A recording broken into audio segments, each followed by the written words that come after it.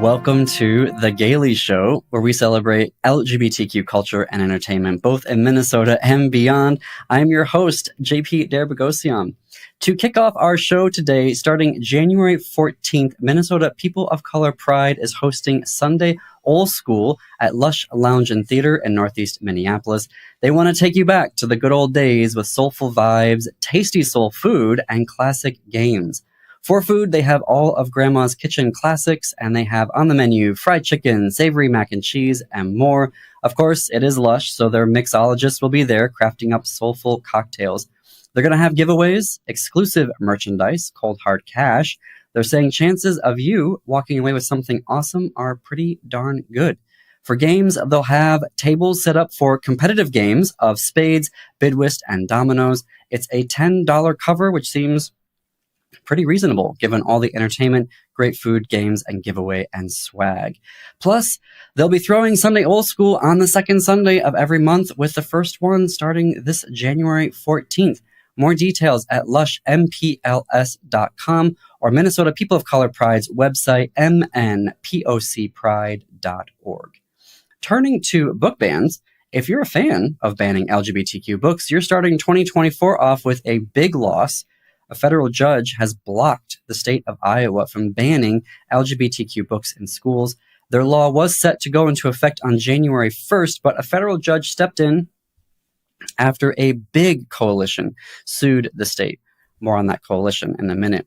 The judge called the law a bulldozer attempt to set up a, quote, puritanical orthodoxy, end quote, in schools. Exactly. He's also blocked part of the law that would have banned teaching kids about gender and sexual orientation in elementary school. He said that part of the law was so poorly written that teachers wouldn't be able to use, quote, virtually every book ever written, end quote. The case isn't over. This just blocks the law until the suit has been decided. But based on this initial ruling, fingers crossed, free speech will actually prevail. What I really love, though, about this is the coalition of people suing Iowa over this law. You have Lambda Legal, and the ACLU, two organizations you would expect to sue the hell out of Iowa over this. But Penguin Random House and the Iowa Teachers Association, their union, also filed suit. Also, the authors Lori Howells Anderson, John Green, Melinda Lau, and Jody Pico, and a number of students and parents are also part of the suit. This is the model. Everyone has a stake in this. So to see a major legal organization, two of them actually, fighting against this with a major publishing house and the teachers union and parents and students is really important. And I hope that folks look to this coalition as the model for fighting back in other states. Turning to movies. This week, the film Good Grief dropped on Netflix on January 5th. It's written and directed by Dan Levy. I've been waiting for a while now to see what Dan was going to come up with after Schitt's Creek. He did some commercials. He had a first look deal at ABC. He had a small role in Hulu's Christmas movie Happiest Season. He had a supporting role on the show Sex Education, which I didn't actually end up liking. Hannah Gadsby, on the other hand, was a delight. Anyway, I've been waiting to see what Dan would follow Schitt's Creek up with, and based on the trailer for Good Grief, I have to say I'm intrigued. He's going for some drama here after winning all the comedy Emmys for Schitt's Creek.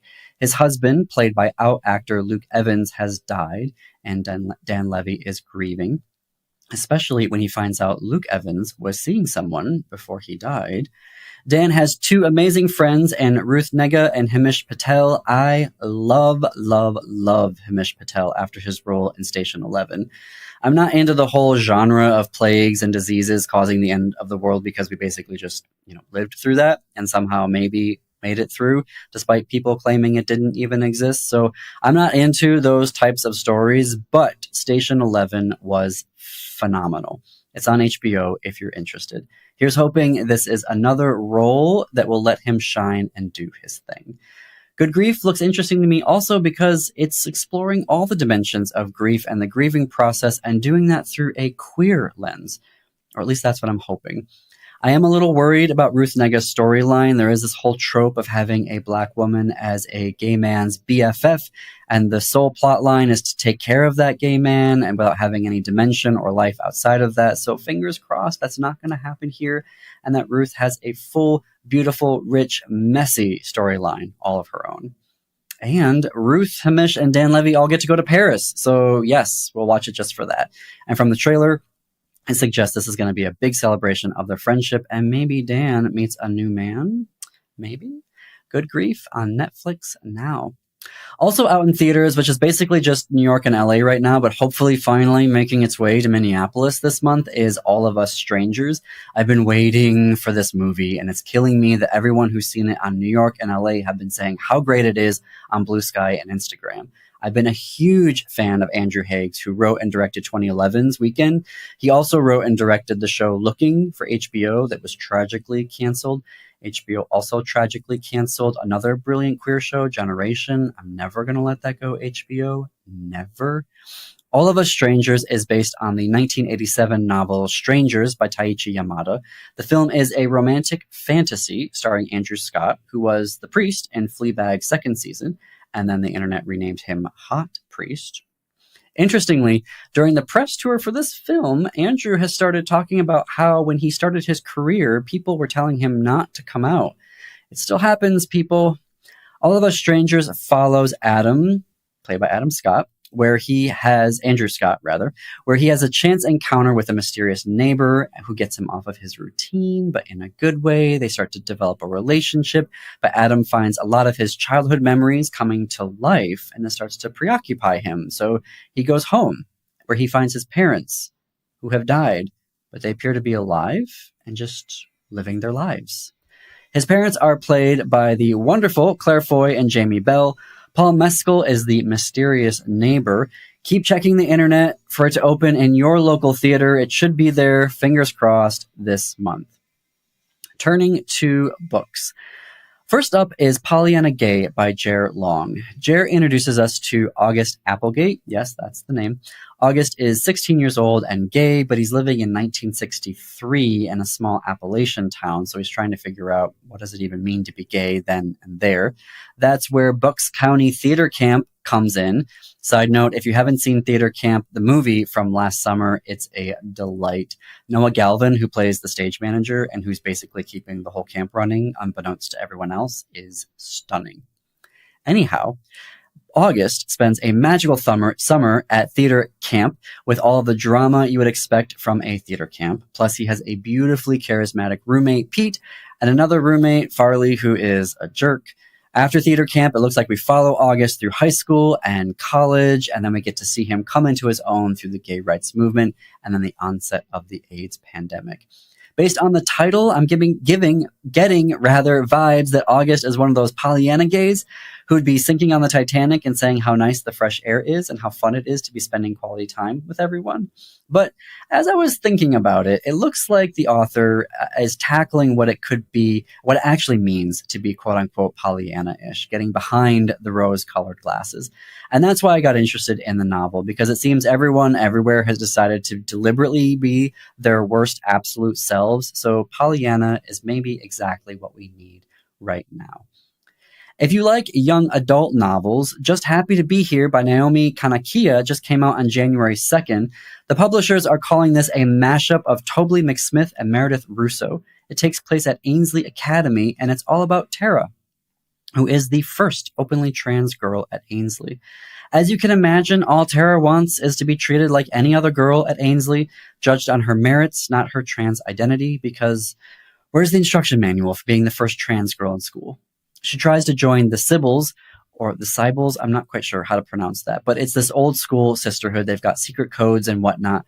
But when she tries to join, of course, all the straights and the cisgenders begin to question, should the club even exist anymore? And isn't that so perfect and true to life? That they would rather shut down their secret clubs and their businesses rather than actually, include queer and trans people. As for Tara, she's not really interested into being the poster girl for a movement. She just wants to chill with those Sybils, who've got her back, especially a certain Felicity, who might want to be more than friends. What flagged this novel for me was the Kirkus review. In their review, they wrote that it thoughtfully explores the desire for acceptance, the difficulty of living underneath laws targeting trans youth, and the tension of seeking access to an oppressive system, rather than sacrificing your own well-being to fight it. It's a big question, not only for queer and trans teens, but for all of us who are trying to figure out how we personally want to interact with oppressive schools or jobs or, Florida. Published by Harper Teen, Just Happy to Be Here by Naomi Kanakia is out now. Well, that's our show for today. Thanks everyone for listening. Our podcasts are executive produced by Jim Pounds, creative and accounting support provided by Gordy Erickson, production, distribution, and marketing support provided by Brett Johnson, Chad Larson, Laura Hedlund, and Jennifer Ogren from AM 950. You can find us on social media. Search for This Queer Book Saved My Life on Facebook. We're also at This Queer Book on Instagram. For The Gaily Show, check out AM 950's YouTube channel and their Facebook page. Of course, you can always connect with us through our website, thisqueerbook.com. And until our next episode, see you queers and allies in the bookstores.